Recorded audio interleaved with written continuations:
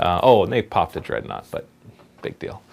So 500 points to take out 100 or 200 points of his guys, and then they quickly died in close combat and at range as well. So really, if you want to talk about fair games, then just take a look a little closer. Now, changing the kill points. I actually really don't like the kill points rules. Some people say, there was one person in here that says,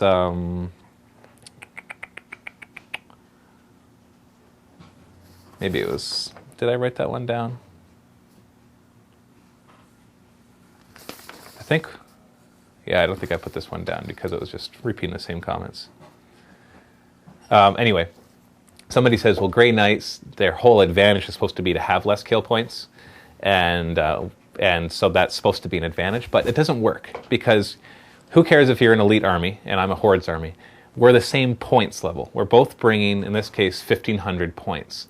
And so if we're both bringing, or maybe it was 2,000, I don't remember. We're both bringing the same amount of points. So if your guys are a lower number of kill points and mine are higher, and you say, well, that's just the advantage I get because I'm an elite army. No, the advantage you get is that you're an elite army, that your guys are 2+ with 5+ invulnerable with crazy psychic powers and psychotropic grenades and being able to shoot some crazy weapons and then fight in close combat with crazy weapons. That's your advantage. The disadvantage you have is being less number of guys, not an advantage. The disadvantage is that failing 1 2+ save is going to kill your guy, not that you have lower kill points.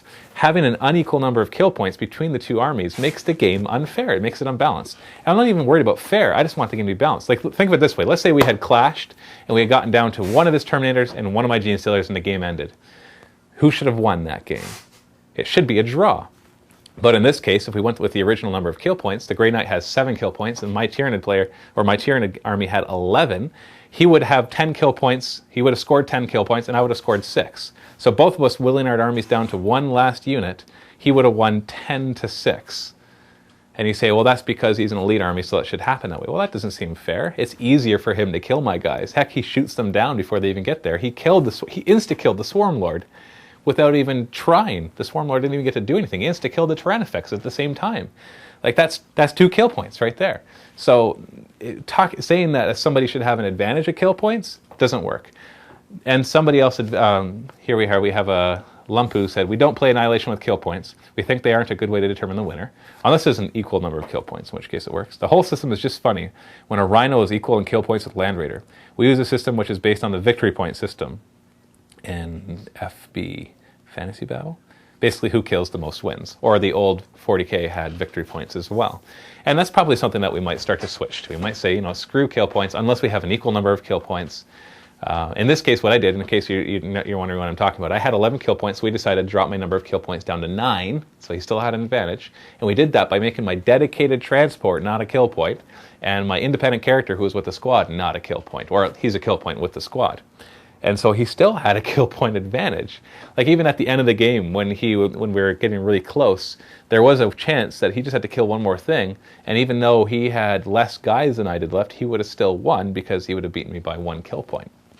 So, of course, I adjusted it that way, and I think it is kind of silly with the whole kill points thing, because it's not balanced. You have a 35-point Rhino that's worth a kill point, and then you have a 700 point Grey Knight Terminator squad who's worth a kill point as well, and it's just not balanced.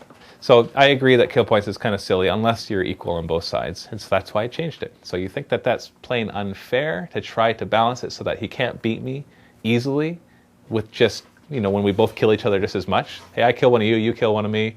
Or sorry, I kill a certain number of your models, and you kill a certain percentage of models. We both kill 50% of each other's models, but you win because, hey, heck, mine happen to be in more squads than yours. That doesn't seem to make any sense whatsoever. So that's my defense for the whole terrain thing and the kill points thing. So say what you will, I'm not trying to cheese my opponents. I'm not trying to not let them win the prizes. Like, the prizes are incidental. I do it just to kind of get people in to play. I'm not worried about losing the prize amount to these people.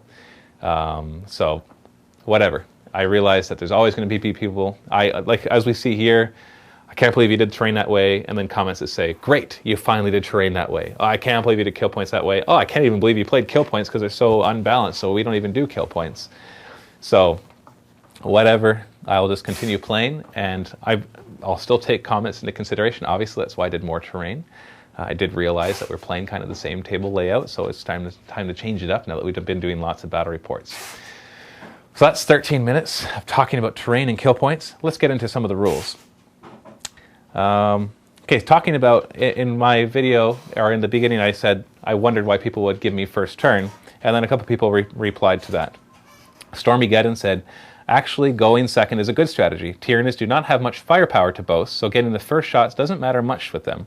More so, getting second turn means getting their deployment plan and being able to deploy in reaction to that, which can be quite an advantage. And I agree, deploying second is an advantage. Now, Keika87 said, Matt, how come you didn't infiltrate those Steelers? I know you've been playing Nids a lot, but when he's got the advantage of firepower and wants to chip you down as much as he can before getting into combat, I don't understand why you wouldn't want to infiltrate something. Also, I can see the arguments more against this, but you could have planted a doubt in his head about deploying in a refused flank like that if you had outflanked one squad. Just my 2 cents. That is something I should have done. Absolutely. For some reason, I didn't even think about it. I thought about outflanking. I thought I don't really want to because he's such a small army, he could just plant himself in the middle and it'd be really far. But by not outflanking, you're right, allowed him to kind of huddle into a corner and to refuse flanks that way. So I should have outflanked one, especially because a Swarm Lord allows you to re-roll which side they come in from, and it gives a +1 to your reserve rolls. So I should have outflanked 1 or 2 of them, and I should have infiltrated the rest, because I basically just plop down my monstrous creatures and say, your turn to deploy, then he deploys, and then I'm able to infiltrate all my Gene Stealers, getting them 6 inches closer because they have to be 18 inches away if they can see it, or 12 inches if they can't. Well, most likely to be able to see it. But still, right where they were was more than 24 inches away, and so if I was able to do 18 inches away, that's that much closer.